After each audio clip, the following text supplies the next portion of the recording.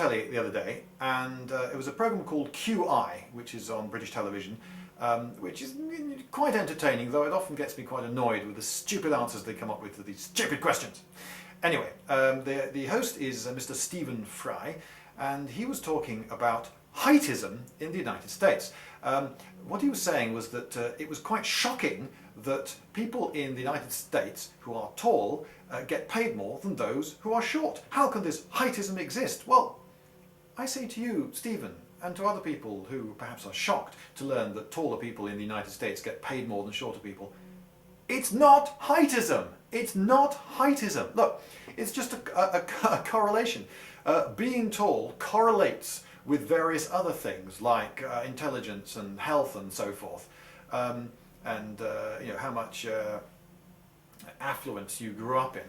And perhaps it shouldn't surprise us that tall people are, on average, slightly more intelligent, slightly more healthy, and you know, slightly more dynamic, or all the rest of it. You know, all the things that you might think of as good that might cause someone to be successful in the world correlate a bit with height. Now, this is an effect that you only see if you look at millions and millions of people. Yes, if you look at the population of the United States, yes, there is a correlation between height and pay. But if you looked at just 50 people, you probably wouldn't pick it up. It's only when you look at very large numbers of people that this correlation actually shows up in the statistics. Now, if you're still doubting me, I'll try and put it another way.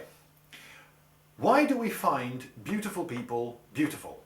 We do, don't we? Quite definitely. We find beautiful people beautiful. And you don't have to be taught to find beautiful people beautiful. They have this visceral effect on you. Someone of the opposite sex who's extremely attractive, it's almost like being punched in the face sometimes. It's whoa! You can get babies that are so young that they've only just learned how to see, and you can put photographs of loads and loads of faces in front of them, and those babies that have only just got the hang of getting these eyes to work and give them one picture with both of them, they will prefer to look at the good-looking ones. Babies know what a good-looking face is. They're looking for stuff like symmetry, smoothness of skin, and so forth. They're looking for health indicators. Someone who is unhealthy and has been unhealthy throughout their growing period will have asymmetry, blotchy skin, and so forth. There are things that show up in the face as quite definite, true indicators of not being the best specimen. Now, we all know that it's perfectly possible for an ugly person to be very clever, and we all know that it's possible for beautiful people to be very stupid. Oh yeah, we all know that. But yeah, we've also lived on this planet for a while. Do you remember if you went to a big school like I did, there were about 1,100 pupils in my school. If you look at the remedial class, there might be one or two good lookers in there, but overall they're not oil paintings, are they?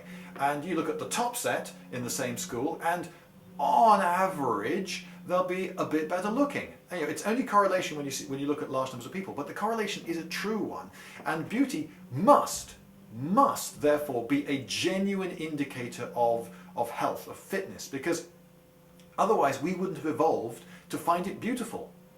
The people in the past who preferred to mate with beautiful mates, who competed for the best looking mates, they ended up being the most successful in passing on genes. Why was that? Well, because they had the best quality children. Why was that? Well, because they picked good quality mates. So therefore, this obsession, whatever you want to call it, with being symmetrical, healthy looking, smooth skinned, young, and so forth, with being beautiful, it has some practical purpose. It didn't evolve at random.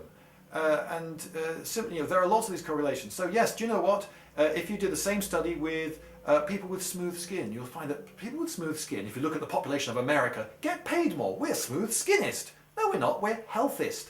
So we're not. It's not heightist. It's not heightism. It's just a correlation. There is a correlation between height and generally being a good specimen. Big whoop. So Stephen, do you believe in a meritocracy? Do you think the people who are best should get to the top? pretty much everyone believes in this, don't they? Well, whatever side of the political spectrum they are, whether they're left-wing, right-wing, or don't believe in wings at all, like me, then people will generally profess, oh no, the best person for the job should get in. Meritocracy, that's what I want. Okay, well, if you have then a perfect meritocracy, then you will get a world in which beautiful, tall, healthy, intelligent, etc. people tend to get paid more and get the top jobs. That's the way it is. Maybe you don't want a meritocracy, in which case, okay, fair enough, you're entitled to your opinion.